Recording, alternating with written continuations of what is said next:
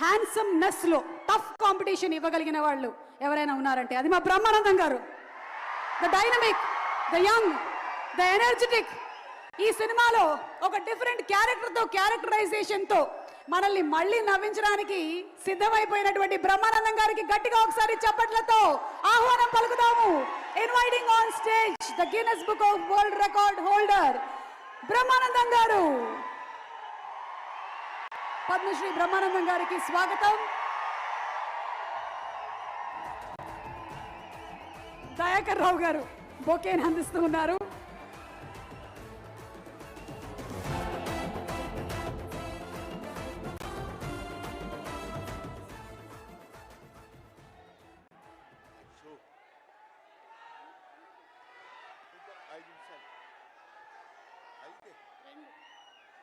మన ఇద్దరి మధ్య ఒక మాట నిలబెట్టుకున్నాం. ఓకే, ఏమండి, ఈవిడేమో నన్ను 2 నిమిషాలు మాట్లాడమంది,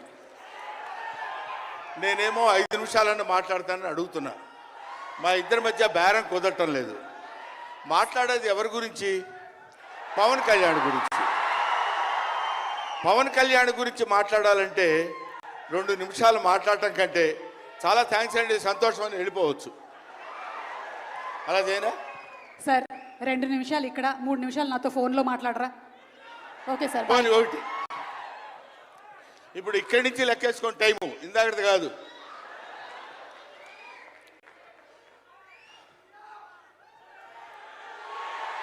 ఇక్కడ వాళ్ళు అలాగే అంటారు కానీ నేను 15 నిమిషాలు తీసుకుంటా టైం. నా సంగతి నాకు తెలుసు. పవన్ కళ్యాణ్ గారి గురించి నేను ప్రత్యేకంగా చెప్పాల్సిన అవసరం లేదు. ఆయన మానవత్వం పరిమళించిన మంచి మనిషి. ఎంత గొప్పవాడంటే చాలా గొప్పవాడు అని చెప్పడానికి మాత్రమే మనకు చేతనవుతుంది. చిన్నప్పటి నుంచి ఆయన 17వ సంవత్సరం నుంచి నేను చూస్తున్నటువంటి వ్యక్తిగా నాకు తెలుసు.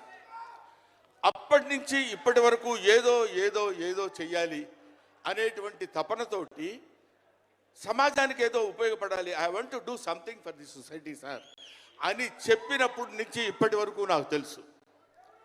అప్పటి నుంచి ఇప్పటి వరకు ఎదురు లేకుండా తనంతట తను వేసుకున్నటువంటి బాటలో నడుస్తూ వెళ్ళాడు తప్ప ఎవరి బాటలో నడిచి వెళ్ళలేదు పవన్ కళ్యాణ్. మైండ్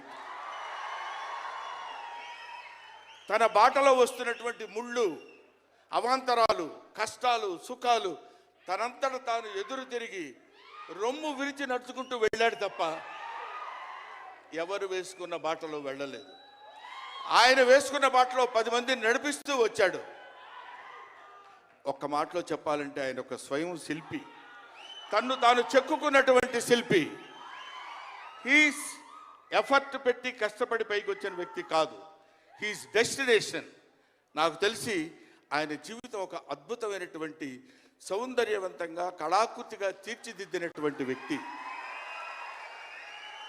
ఈయన దేవుణ్ణి ఎందుకు నమ్ముకున్నాడు అనేటువంటి ఆలోచన మనకు వస్తే, ఏదో ఒక మధ్యతరగతి కుటుంబంలో పుట్టినటువంటి వ్యక్తి అలా అలా తను తాను పెంచుకుంటూ వస్తే తెలియదు భగవంతుడు ఎక్కడ ఎలా తలుపు తిప్పుతాడో తెలియకుండా ఆయన తను ఎలా మలుపు తిప్పుకున్నాడంటే, ఈయన సినిమా యాక్టర్ ఏంటి, ఎవరితో మాట్లాడు, ఎటు పక్కన నిలబడతాడు, ఈయన సినిమా యాక్టర్ ఏంటి అని మనం అనుకుంటే, కాదురా నువ్వు సినిమా యాక్టర్ అయి తీరాలని చిరంజీవి గారు, సురేఖ గారి ప్రోత్సాహంతో అక్కడ అమ్మాయి ఇక్కడ అబ్బాయి అనే సినిమాలో యాక్ట్ చేశాడు.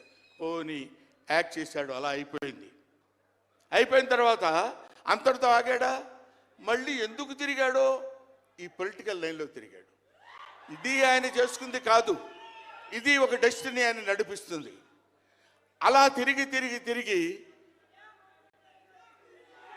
లేచిన కెరటం గొప్పది కాదు, పడి లేచిన కెరటం గొప్పది.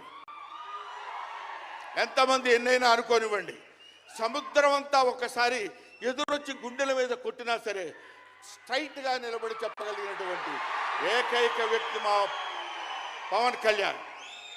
ఆ రాయి అలా నిలబడి ఉంటుందంతే, సముద్రం వచ్చి గుద్దుకొని వెనక్కి వెళ్ళిపోవాలి తప్ప అది కదలదు.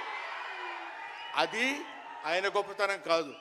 This is also destiny. ఆయన అలా రుచించబడ్డా అటువంటి వ్యక్తి ఇన్ని అవమానాలు, ఇన్ని భయంకరమైన సిచ్యువేషన్ అంతా తిరగబడి ఈయన మినిస్టరా, ఈయన డిప్యూటీ సీఎం, ఇది ఆయన గొప్పతనం కాదు.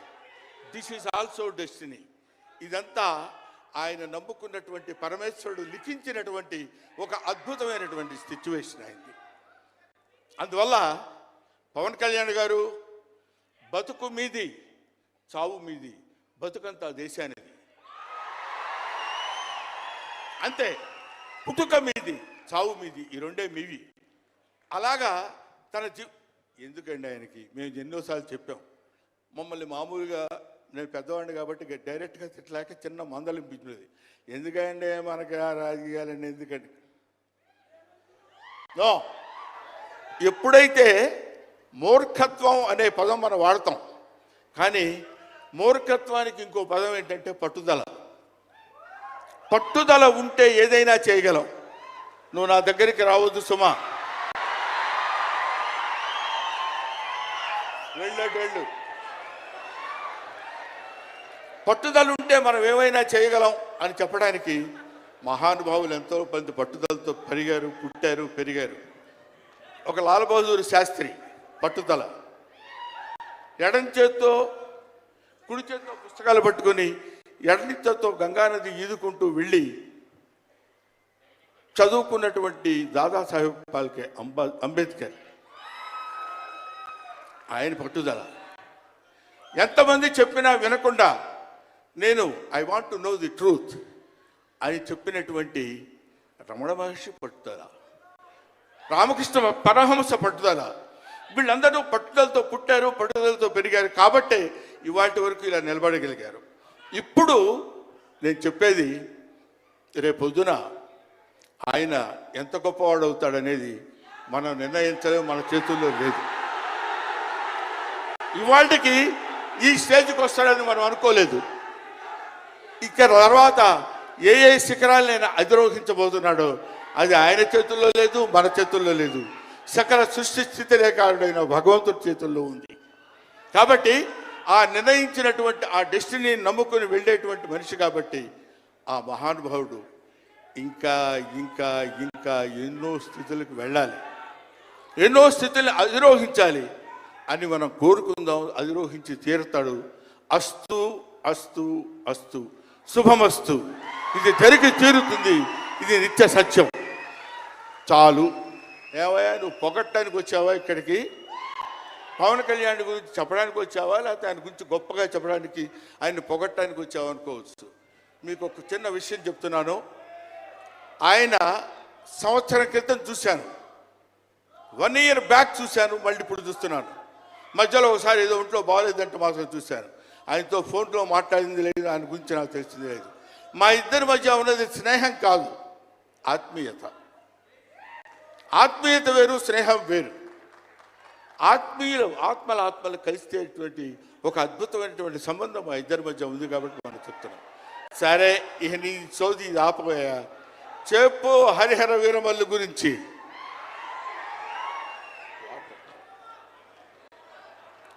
హరిహర వీరమల్లు ఇందాక తమ్ముడు భరణి చెప్పినట్టు, శివుడు ఒక్కడొస్తేనే, శివతాండవం చేస్తే 14 లోకాలు దద్దరిల్లిపోతాయని చెప్తారు. అవునా?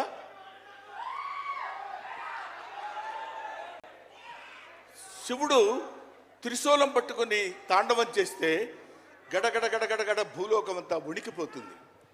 అటువంటి శివుడు వస్తున్నాడు. విష్ణుమూర్తి సుదర్శనాన్ని వదిలితే ఎంతో మంది శిశుపాల నుండి సంహరించగలిగిన శక్తి ఉంది అతనికి. ఒకడు హరుడు, ఒకడు హరి. విష్ణుమూర్తి శివుడు వీళ్ళిద్దరూ కలిసి వస్తున్నాడు. హరిహర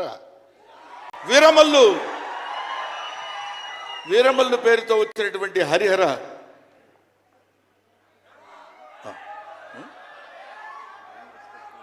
ఓకే, అందుకని హరిహర వీరమల్లు గురించి మధ్యలో చిన్న డిస్టర్బెన్స్ జరిగింది. సరే, ఏదేమైనా ఆ సినిమా గురించి ఇంక నేను చెప్పాల్సిన పని లేదు, మీరు చూస్తారు కాబట్టి నేను మాట్లాడదు. ఎందుకంటే పవన్ కళ్యాణ్ గారి గురించి ఆవిష్కరించి ఆయన గురించి 2 ముక్కలు చెప్పాలని. సరే, సినిమా గురించి అంటారా, ఇంకా ఆయన గురించి మనం ప్రత్యేకంగా చెప్పాల్సిన అవసరం లేదు. ఆయన అలా కొట్టుకుంటూ ఇంకా రచ్చ రచ్చ రచ్చ రచ్చ కింద ఉంటుంది. ఇప్పటికే పవన్ కళ్యాణ్ గారు మరి ఆయన జాతకం ఏంటో నాకు తెలియదు, ఇలాంటి స్టైల్. అప్పుడప్పుడు ప్యాంటు మీద ప్యాంట్ వేసుకుంటే స్టైల్. ఆయన కారణ జన్ముడు కాబట్టి ఇంకా నన్ను అనవసరంగా వెనకాల జుట్టు పట్టుకొని లాక్కి వెళ్ళిపోయేటట్టుంది సుమా, మా అమ్మాయి. కాబట్టి I wish you all the best. ఎప్పటికైనా మీ ఒళ్ళో తలపెట్టుకుని ఎక్కెక్కి ఏడవాలని పవన్ కళ్యాణ్ గారు. Thank you very much. మిమ్మల్ని ఇద్దరిని చూస్తే మాకు స్వామి నదికి పోలేదా సీన్ గుర్తొస్తుంది. Thank you so much Brahmanandam గారు. మనకి టైం రెస్ట్రిక్షన్స్ ఉన్నాయి కాబట్టి ఆ టైంలో క్రమశిక్షణ పాలించాలనేదే మా కోరిక.